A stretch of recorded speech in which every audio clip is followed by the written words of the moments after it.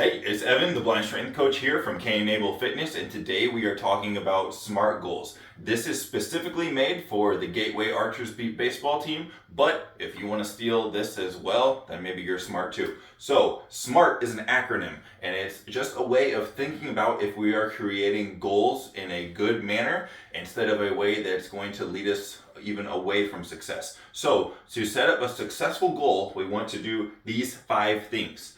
Make sure it's specific, measurable, attainable, relevant, and time-bound. I'm going to talk really quickly about what each of those things means.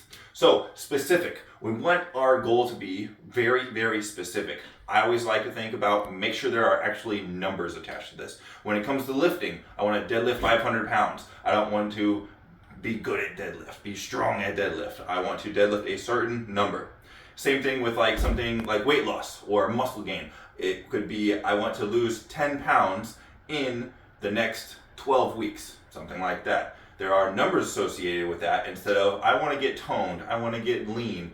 Those are very broad things to say, and they don't really mean anything unless we attach numbers to it and make sure that it's specific.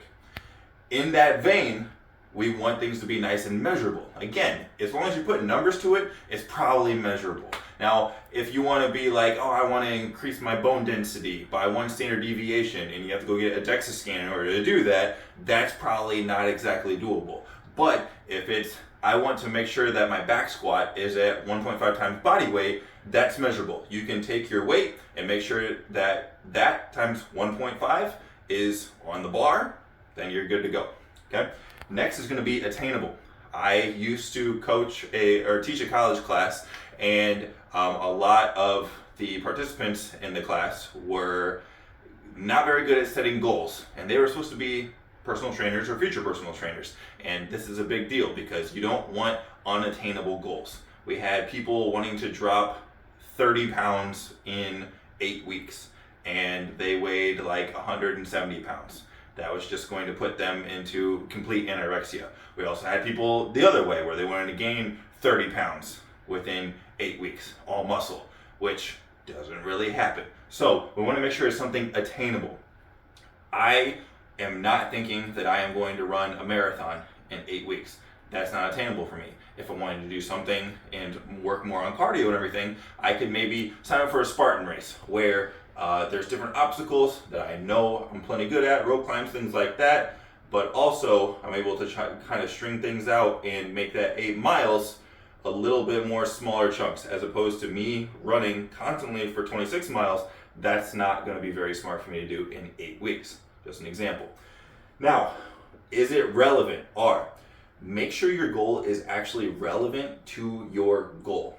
I have a lot of people wanting to get better at athletics, performance, everything like that, but then they focus on the wrong things. If you want to, let's say, deadlift 405 pounds for 10 reps because you want to be able to jump better, that's probably not the best exercise or the best rep range in order to make sure that you are able to jump higher, be more athletic. We want to work on perhaps increasing your front squat max, or how well you can move a front squat at about 50% of your max for, let's say, 10 sets of 2. Get way better at that, way faster, and then maybe even compare that to some past numbers that you were doing before, where you could really like track the speed of the bar, something like that, and then make sure it is completely relevant to your sport. Another thing is, we'll have a lot of athletes where they work on getting really good in just a sagittal plane. Think about squatting, benching, everything like that, where it's very bilateral, when a lot of athletics is on one leg going in multiple different ranges of motion. If we think about beat baseball, we're going to have people moving laterally, having to rotate, sprint, all these different things that a straight squat, a straight bench press, something like that, isn't necessarily going to transfer over to. Those can be great foundational exercises, but we can't just be a bodybuilder who then plays a sport as well. So, next and last is time bound. You have to make sure that your goal is locked into a certain amount of time. If you're like, I want to be able to squat 315 at some point, that doesn't put any sort of urgency, that doesn't help you set up a plan, anything like that. There's no markers for when you're actually going to accomplish it.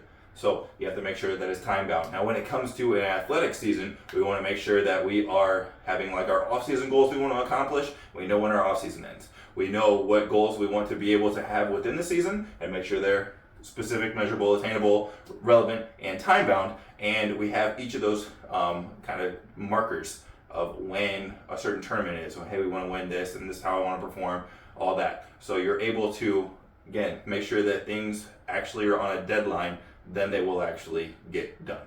So, again, when we're thinking about setting up our goals, we want to make sure that they abide by the SMART principle and then be able to go from there. And that's when the really fun part happens, when you're able to come up with a good training plan that is going to be phasic and be able to get you from the specimen that you are now into the specimen that you've made your goal in order to be.